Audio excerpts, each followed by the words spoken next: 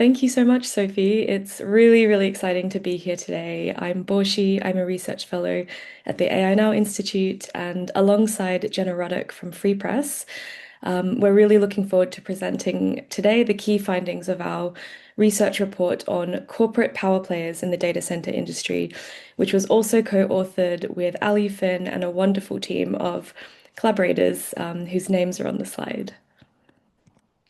Next slide, please. As a brief context to this research, the project came from ongoing community and organizer feedback around the need to understand key industry players in the US data center industry and how they operate to expand opportunities for interventions for communities, organizers, and policymakers. Our project had two main goals. The first is to trace key corporate players in the US data center industry, focusing on flows of money and power that shape who benefits from the current data center boom. And to do this, we sought to identify key players and their interests, as well as the tactics and strategies that they use to assert these interests. Secondly, we wanted to create a research report and resources that will hopefully support folks involved in local data center fights, particularly around understanding and identifying the players who are benefiting from data center development at the moment. Next slide, please. Our methodology began with desktop research, reviewing news articles, industry media, and policy and academic literature to get a sense of what's already out there about industry players that are showing up in data center fights. After drafting an initial overview of key players and their tactics, we held community workshops and interviews with over 50 participants, some of whom are here today and who are also included by name and organization in the executive summary. And we also shared these findings with the data center working group to capture the on-the-ground context, experience, and expertise, which is just so important for making sure that we're understanding what's happening in the data center industry. Alongside the full report, which we will release later this year, we've been working on a series of community briefs and a database of industry players to support local fights. And as a preview of this research, we're dropping this in a chat link, a working draft of the report, the executive summary, and community guidelines, as well as our developer and private equity database, which will also soon be available on the website that you see on screen. Next slide, please. Just quickly on, I guess, what you'll find in terms of tools. The developer and private equity database comes from community feedback about the need to understand where and how these players are showing up in the industry. And the database will be continuously updated through a submission form, which we'll share later on as well.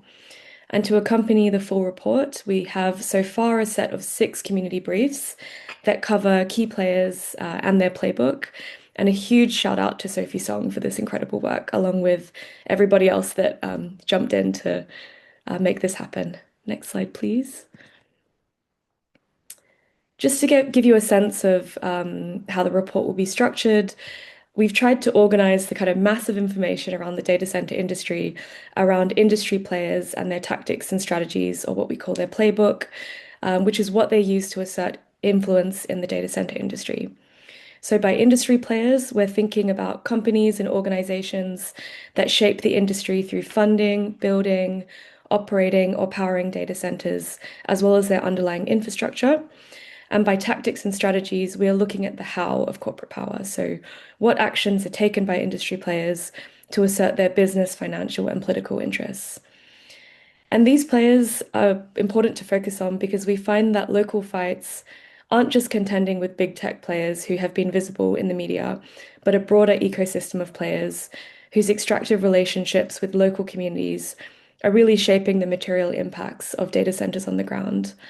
And by incorporating this lens of corporate power analysis, our research highlights how these players are profiting from the current build-out, and therefore why they're incentivized to push false narratives about the inevitability of AI. Next slide, please. Thank you.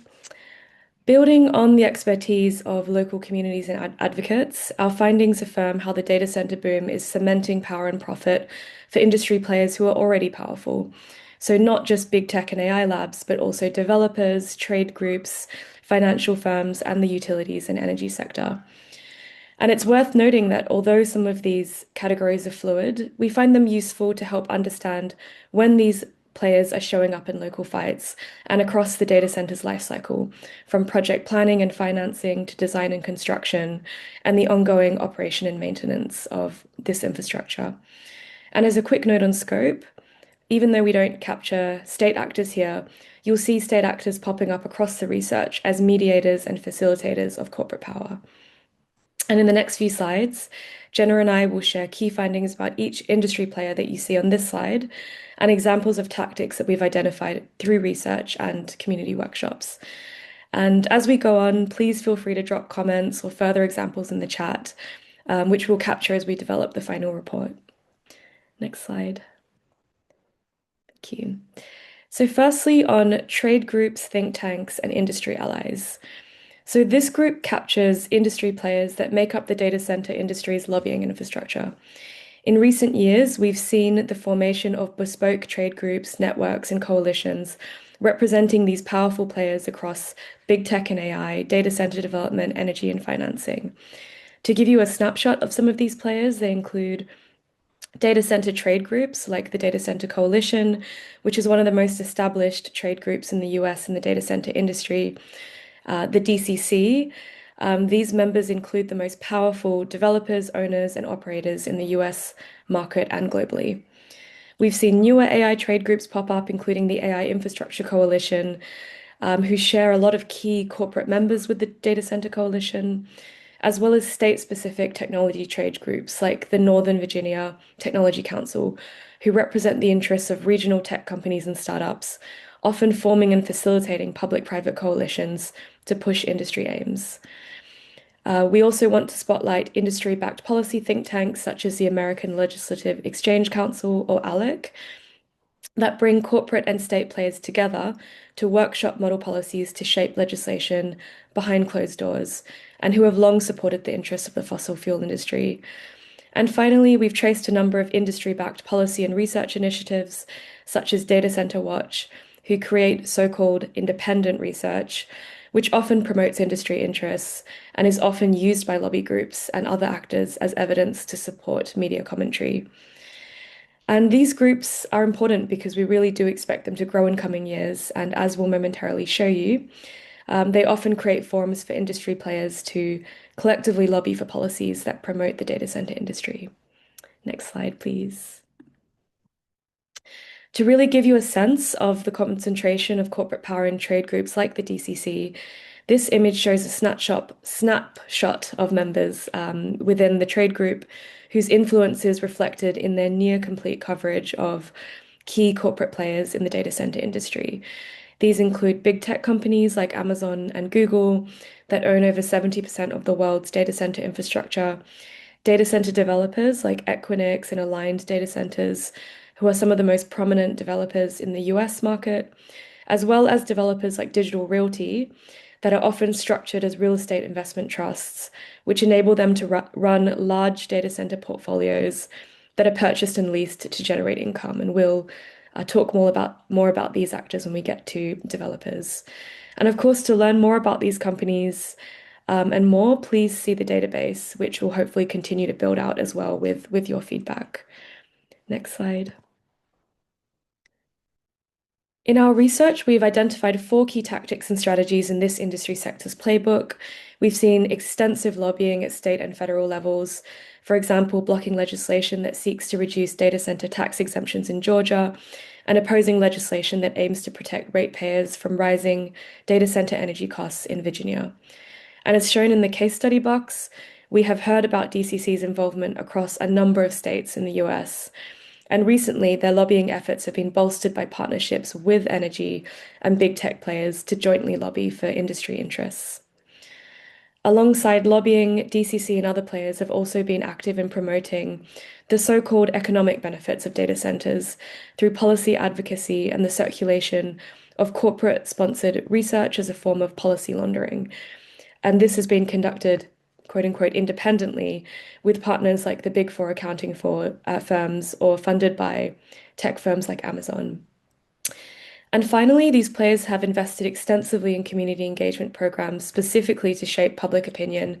Or in the case of DCC, this has involved funding the not-for-profit Virginia Connects, which has been found to send flyers and text messages to residents in Prince William County, Virginia, where there is an ongoing data center fight. Next slide, please. Big tech, AI labs, and other technology companies have really been considered the primary drivers of data center build-outs for a while, but the extent of their power and relationships across the industry is less well known. So these actors include big tech and AI labs, so companies like Amazon, Google, and Microsoft, who drive demand for computation through the AI labs that they fund and partner with, like DeepMind and OpenAI. And these labs perpetuate a growth model predicated on infinite computational scaling. We refer to these players as labs to highlight their focus on AI research and development and the unique financial relationship and dependence that they have on big tech companies. We also see traditional technology firms like Meta and Oracle in the game pivoting towards AI-driven growth models and investing heavily in data center capacity. And along with big tech, these companies have enjoyed massive valuations in recent years, which have enabled them to roll these into data center investments. And just to give you a sense of their monetary power, in the first 9 months of 2025, Amazon, Microsoft, Meta, and Google spent an estimated $360 billion on capital expenditures, mostly building data centers across the US. Next slide, please. For this player, we cover 8 tactics and strategies that make up their playbook, and I'll try and run through them relatively quickly so we're on time. So firstly, impeding local democracy through the use of NDAs, shell companies, and backdoor deals that promote corporate secrecy while evading public scrutiny. And I've lost the slides, but I will keep going as they're coming back. And to give you a sense of how common this is, researchers from the University of Mary Washington found that in Virginia, 25 out of 35 localities with existing approved or proposed data centers have NDAs in place with big tech or developers. And local officials have felt pressured to sign NDAs to stay informed about development plans, while also feeling unable to share this information with the public and adhere to public accountability. Rather than being narrowly focused on proprietary technology or similar trade secrets, NDAs prohibit public sharing of broader business plans or information deemed non-public. And we've heard that this has included important information around projects' land, water, and energy usage. In Virginia, as one example in the case study, an NDA between Spotsylvania County and Amazon designated water and sewage usage as well as data center design as confidential information. We also cover an increase in lobbying activities from these players, including partnerships with all the players and their trade groups that you saw on our side of players in the industry as a way to deepen their control across the data center market. We have looked at circular financing deals based on debt and equity markets that tie data center profitability to speculative growth in AI markets and energy procurement strategies for data center investments, which have resulted in the corporate capture of energy markets and the entrenchment of fossil fuels as the energy to power data centers. Next slide, please. We have also traced speculative nuclear deals through direct acquisitions of nuclear plants or long-term supply agreements, and examples of companies like Meta initiating performative community benefit programs that promise local schools and jobs, as well as local water and renewable energy projects. Companies have also targeted Indigenous and rural communities to influence data center development, including through sponsorship of tribal governance and community forums. Finally, we have seen recent examples of companies co-opting our policy demands, particularly around weak performative commitments to pay for the costs of data centers and more. Next slide, please. The next players that we cover are data center developers. So these refer to companies that design, construct, and operate data centers, and confusingly also include the big tech companies, which we've just outlined, as well as specialist data center development companies like Digital Realty and Equinix.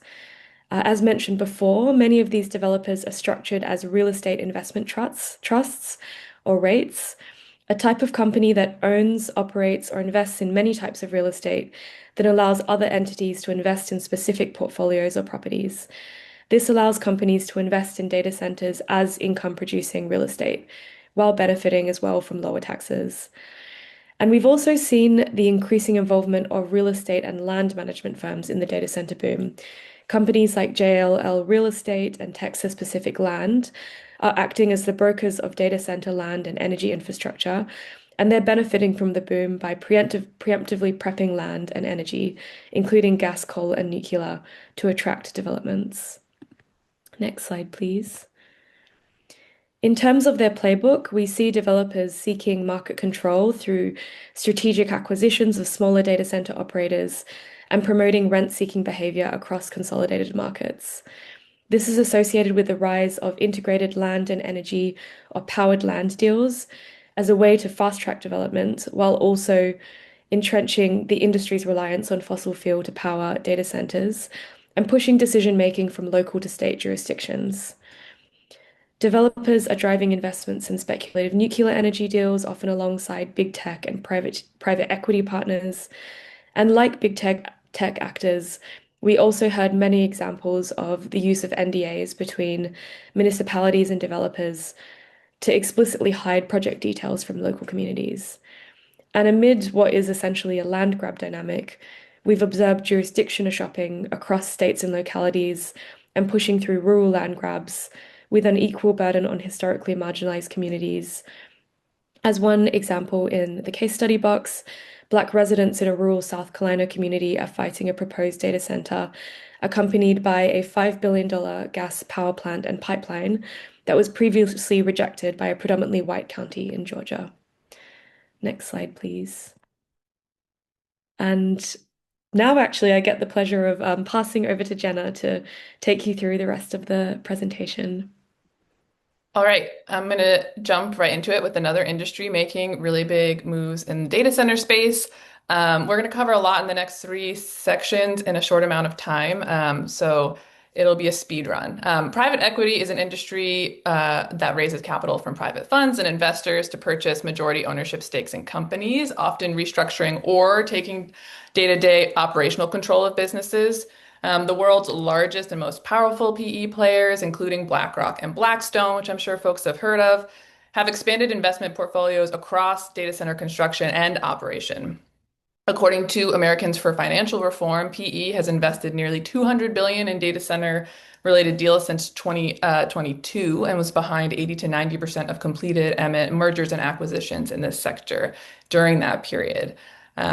So as major gatekeepers to the capital required to build data centers, PE firms are driving financialized consolidation of the US data center market, while also investing in fossil fuel buildouts and utility takeovers, which we'll talk a bit about in a second, to meet still speculative data center energy demand. For example, Blackstone is seeking to acquire data centers and power plants across the country and is pursuing utility takeovers in Indiana, Texas, and New Mexico. These acquisitions are imposing an opaque, extractive, profit-driven model of operations on basic services, often at the expense of residential users. So we have a couple of different categories here. The big multinational private equity firms, including Blackstone and BlackRock, and then a number of specialist infrastructure investment firms. You may be familiar with Blue Owl, for example, from their involvement with Meta's Hyperion campus in Northeast Louisiana, or their decision to no longer be involved with an Oracle project in Michigan. Next slide. So private equity has a handful of tactics, some of which I alluded to in the last slide, such as utility takeovers. More broadly, they're focused on capturing the value chain through strategic acquisitions of data center providers and energy markets. Importantly to flag, I think, private equity and private infrastructure investment firms aren't just investing again in the construction of new data centers. They've been active in acquiring large data center owners like QTS and Aligned Data Centers. A review of the top 25 data center owners as of last year by the Private Equity Stakeholder Project shows that nearly half of them are owned or have significant joint ventures with private equity firms. And the case study we have flagged here, I'm going to actually leave for our organizing panel, but involves Minnesota Power, and we'll talk about that a little bit later. Next slide. Electric utilities, another huge player, and this will also be a speed run of a very complicated industry. Electric utilities are investor, member, or publicly owned companies that generate and deliver energy to residential, commercial, and industrial users. In 2025, utilities across the US received a request for at least 700 gigawatts of power connection from data center developers alone, which is roughly half of all existing installed power generation capacity in the country. So utilities operate kind of broadly in regulated or deregulated markets. Regulated markets typically feature vertically integrated monopolies, meaning a single entity owning infrastructure for generation, transmission, and distribution directly to customers. An example of that here is one of the investor-owned utilities, Entergy Energy.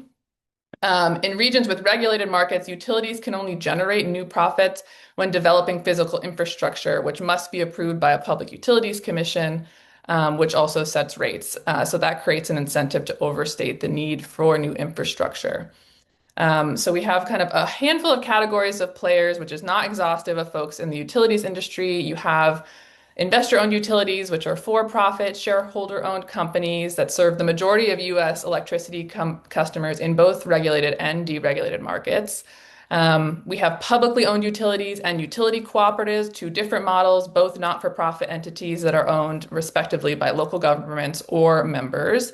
In some states, public utility commissions are involved in regulatory oversight of these entities, but in a more limited capacity than the big investor-owned utilities.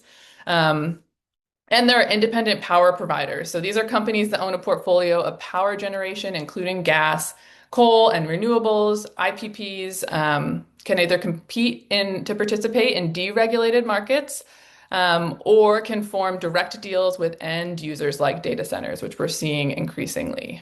Next slide.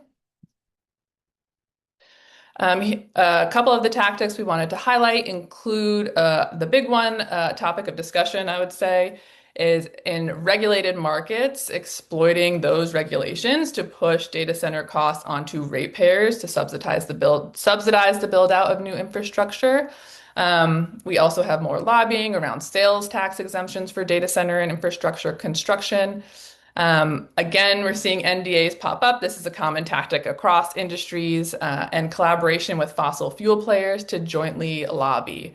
A huge example coming out of Louisiana again is Entergy, which is an IOU operating across Louisiana, Arkansas, Mississippi, and Texas, is helping to build 10 new gas-powered plants in Louisiana, specifically for one Meta data center campus.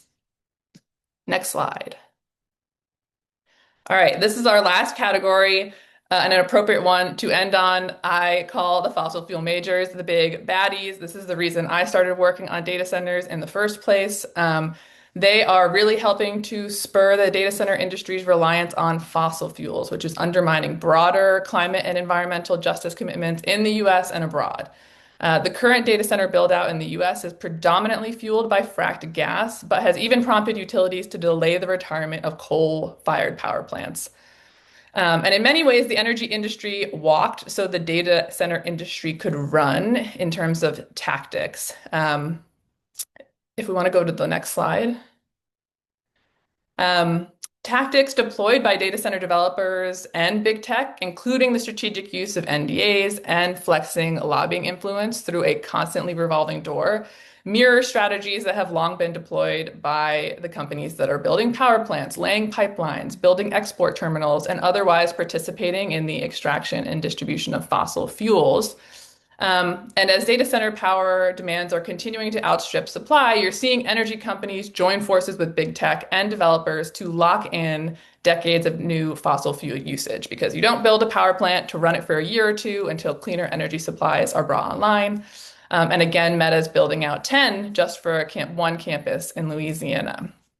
Some of these relationships, as Boxi flagged at the top, are being built out through new coalitions like the trade group, the AI Infrastructure Coalition, which was launched by Google, Meta, and Microsoft, but alongside fossil fuel majors like ExxonMobil, and is co-chaired by a former congressman from Louisiana, who is a leading advocate for oil and fracked gas production in the U.S. Um, on the last slide, we flagged a couple of kind of rough categories that we've been using. One is historically prominent fossil fuel companies. So you have the ExxonMobil, Chevrons, EQTs, Energy Transfer, who are really positioning fracked gas in particular to be a fuel for the US data center industry, and newer companies linked to the tech elite. Like former Google CEO Eric Schmidt's Bold Data and Energy Company, and also worth noting that Eric Schmidt founded a industry-friendly think tank a couple of years ago that also works around AI infrastructure. If you want to go back to the next slide. Our case study here that I wanted to flag is a very recent and evolving development. Chevron is one of the largest fossil fuel companies in the world. It is currently partnering with Microsoft to make a really big first entry into the data center game for Chevron. It's entered into an exclusivity agreement to build out dedicated infrastructure for a Microsoft AI campus in West Texas. It is a $7 billion deal, reportedly requiring 2.5 gigawatts of new power generation, again, just for a single Microsoft campus. And the only one I would also flag from this slide is backdoor deals and NDAs, again, around on-site infrastructure, gas turbines that are powering data centers, which disproportionately impact historic environmental justice communities. This is something we saw, for example, in South Memphis, where Musk's Colossus campus was built in record time and powered by unpermitted turbines. Next slide. That was a lot in a very short period of time, I recognize. So again, we have tools that are already going up online to summarize some of this. Look out for the full report later in the summer where we really dig in to each of these sectors. We have the database, which I believe has been linked in the chat. We are open to submissions and we have created a base, but would really be interested in crowdsourcing more information. And Ali, Boxi, and I are all available for feedback, comments, thoughts, concerns. Please feel free to reach out to any of us.